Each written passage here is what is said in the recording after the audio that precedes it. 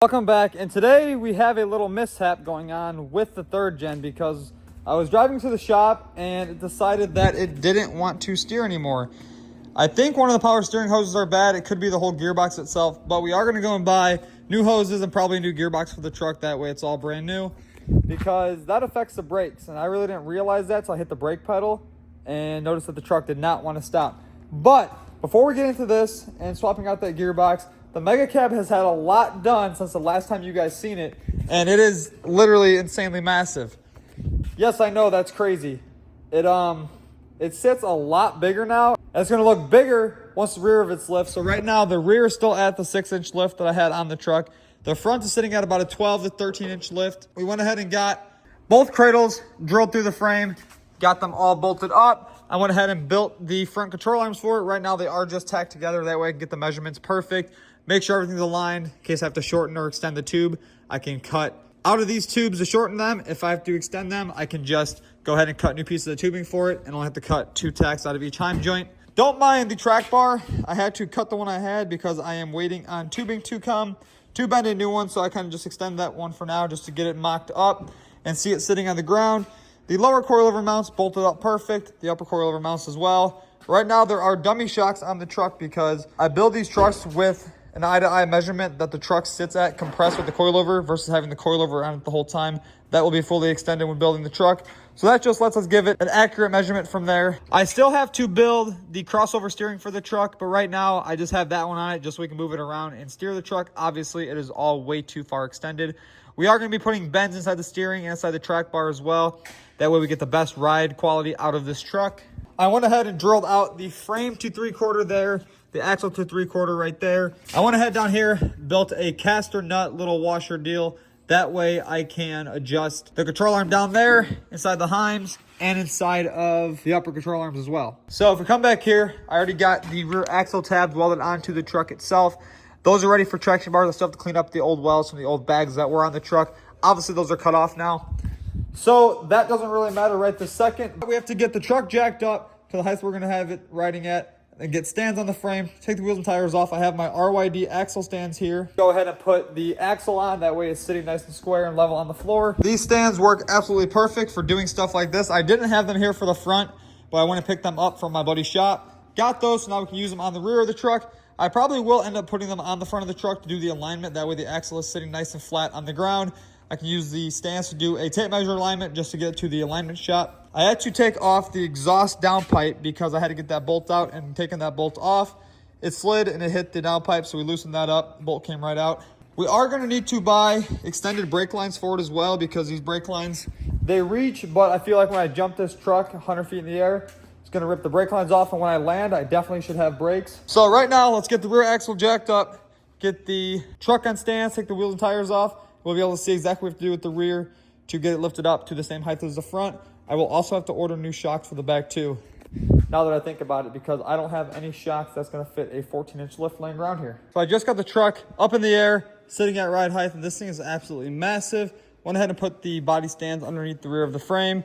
Got my RYD axle stands bolted onto the axle. Went ahead and unhooked the front shock and the rear shock on the back axle. Now I'm getting ready to loosen up the U-bolts.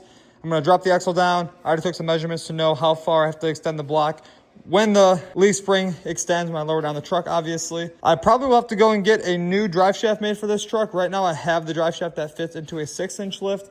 It's going up to like a 12-inch, so I'll definitely have to extend that, I would think. Extend the brake lines, and then once all that stuff's done, axle's back in the truck. Hopefully here tomorrow, I'll be able to get the traction bars built for it, and I cannot wait to see this thing all linked together because I've owned this truck for about, I don't know, 2.5 years now. And I've always wanted to do this. I just never really came across the time to do it. But since the truck is currently down and the transmission is out of it, I'm going to take that opportunity to go ahead and get all of this stuff done. The only downfall is I'm going to have this finished before my trans gets back, and I'm going to get impatient and want to drive this truck. So maybe we'll just steal this trans out of this truck, toss into this one for like a week or two. That we can drive this one around for a little bit before the trans comes.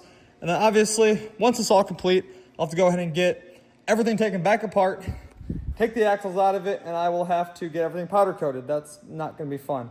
Hopefully this doesn't lead into the frame getting powder coated because I don't want to go that far with this truck. But there is a chance that that might just happen. But for now, we're going to get the lift built, measure for new U-bolts, and we should be ready to go with the rear of the truck, minus getting the shocks to accommodate the 12-inch lift. I already have a set of rad floors on the ground right here. That's going to be on the front external shock. Let's get this axle dropped down, get the U-bolts out of it.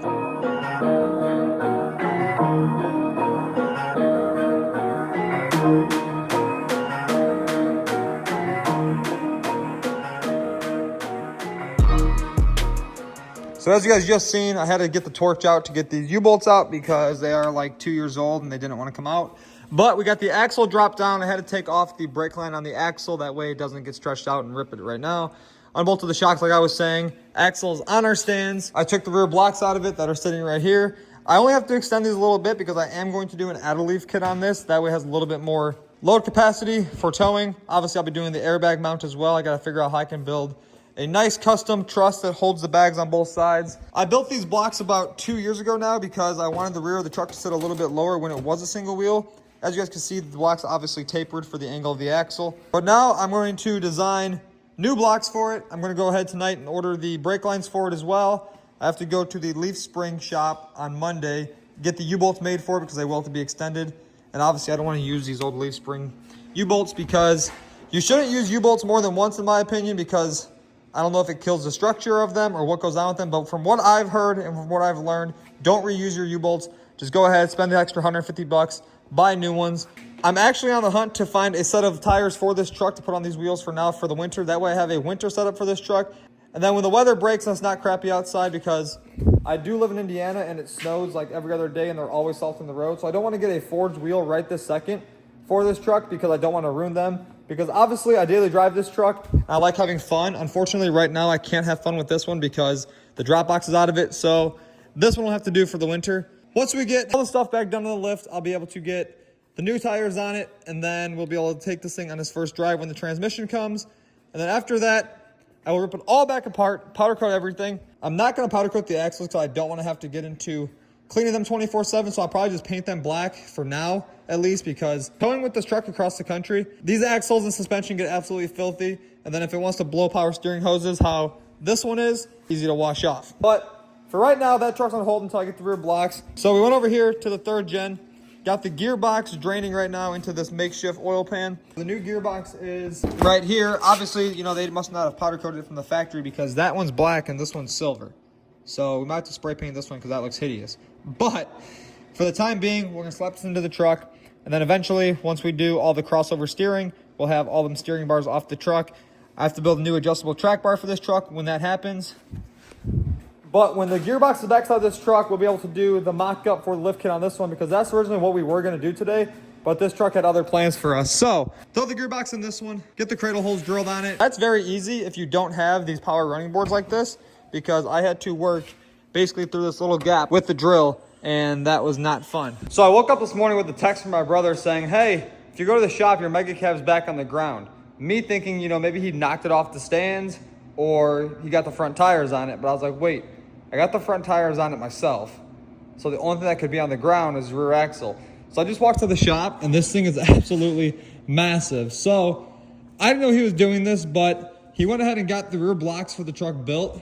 We did have to decide that we are going to not use that tall of a block on the truck because I could buy a leaf pack that is a beefier pack for towing, and it's for a 6-inch lift kit, which will allow me to put the smaller block back into the rear of the truck with a bigger leaf pack, which I think would really help towing with this truck. But now that I look at it, this truck is absolutely massive. I'm 7 foot tall and the mirror's still above my head.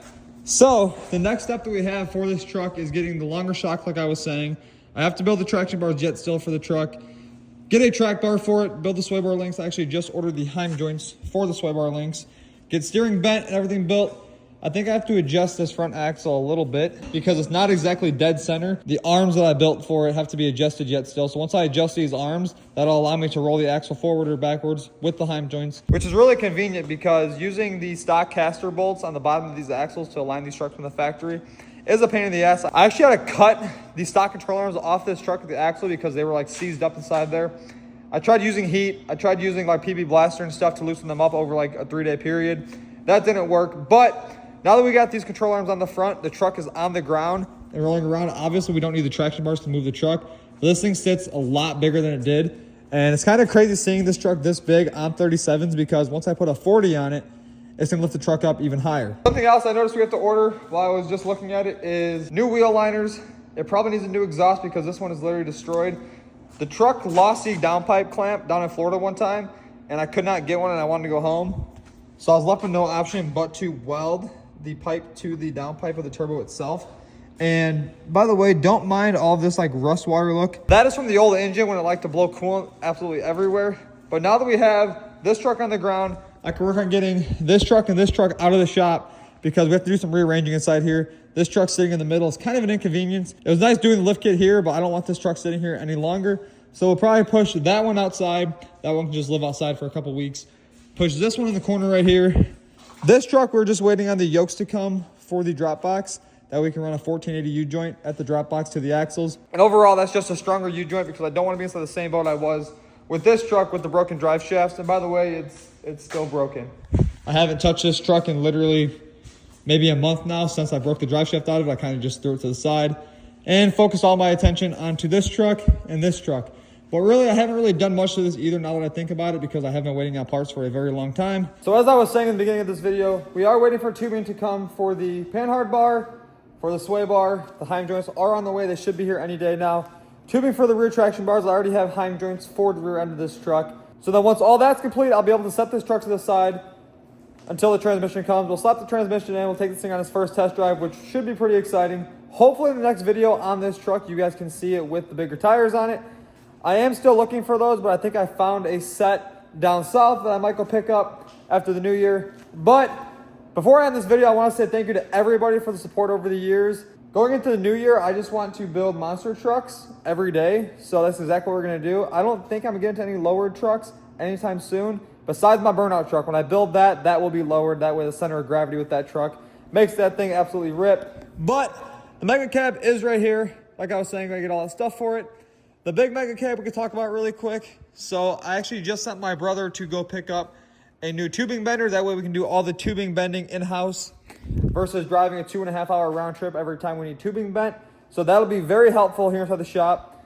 And then once the tubing's bent around that, I might do some center braces inside that cradle in front of the drop box just for some more support. Because I have a tubing notcher and a tubing bender now, and I've never got into doing stuff with tubing besides just the stuff you need to make the truck drive. So that should be pretty fun. I wanted to try that, and I think it should turn out pretty cool. Having like a solid bar across the cradle with like a notch tube on each side of it that runs into the actual main plate of the drop box mount itself. But we got the big truck moved outside for a little bit. I had to get some rearranging done inside the shop. This thing will be running and driving again soon. Like I was saying, I kind of just threw it on the back burner because it's not really crucial to me right now. So with that being said, let's end today's video. Today is New Year's Eve and I want to go get to dinner. So we're going to wrap up here at the shop. We're head to dinner, and then tomorrow's a new year. And that means new opportunities and new builds and a whole 365 days to get whatever we want done and build whatever we want.